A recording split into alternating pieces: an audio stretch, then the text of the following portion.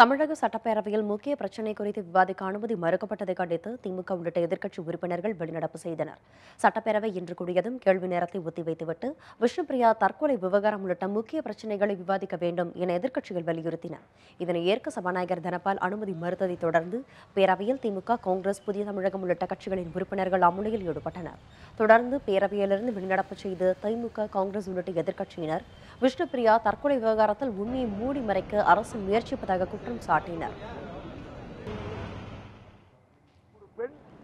Police அதிகாரிக்கு அவர் நேர்மையாக பணியாற்ற முடியாத அளவுக்கு இன்றைக்கு போலீஸ் இலாக்கா டிமாரலைஸ் செய்யப்பட்டிருக்கிறது.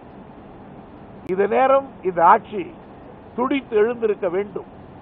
ஆனால் அதான் அங்கிருக்கிற சாட்சிகளை மறைப்பதற்காக அல்லது ரெக்கார்டுகளை திருத்துவதற்காக நாங்களும் சிபிசிஐடிக்கு இந்த வழக்கை மாற்றுகிறோம் என்று முதலமைச்சர் அவர்கள் மாற்றியிருக்கிறார்கள். இது வழக்கை முடிப்பதற்காக அல்ல, வழக்கை மறைப்பதற்காக. பணிகளுக்கு செல்லக்கூடிய பெண்கள் இன்றைக்கு பாதுகாப்பற்ற சூழ்நிலையில் இருந்து கொண்டிருக்கிறார்கள். அவர்களுக்கு பாதுகாப்பு வழங்க வேண்டிய காவல்துறையே அதே காவல்துறையில் பணியாற்றிய ஒரு பெண்ணை கொலை செய்திருக்கிறார்கள் என்று பார்க்கும் பொழுது நிச்சயமாக பெண் ஆட்சி செய்யும் இந்த மாநிலத்தில் பெண்களுக்கு பாதுகாப்பு இல்லை என்பது உறுதியாகிறது. பேரவைத் தலைவருடைய இந்த சர்வாதிகார போக்கை கண்டிக்கக்கூடிய வகையில் ஜனநாயகத்துக்கு விரோதமாக நடைபெற்றுக் கொண்டிருக்கக்கூடிய தமிழ்நாடு சட்டமன்ற நடவடிக்கைகளை கண்டிக்கக்கூடிய வகையில் புதிய தமிழகம் கட்சியின் சார்பாக வெளிநடப்பு செய்திருக்கிறோம். இதனிடையே அவை நடவடிக்கைக்கு குந்தகம் விளைவிக்கும் வகையில் செயல்பட்டதாக கூறி தமிழக சட்டப்பேரவையிலிருந்து மார்க்சிஸ்ட் உறுப்பினர்கள் அனைவரும் வெளியேற்றப்பட்டனர்.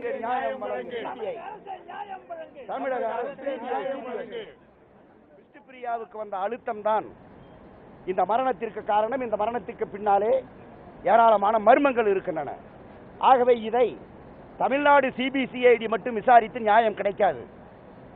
சிபிஐ விசாரணை தேவை. இந்த பிரச்சனையை இன்றைக்கு தமிழ்நாடே இந்த சட்டமன்றம் என்ன விளக்கம் தரப்போகிறது என்று காத்திருக்கிறது.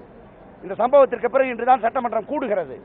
ஆனால் இந்த சட்டமன்றத்தில் அதற்கான விளக்கத்தை கொடுங்கள்.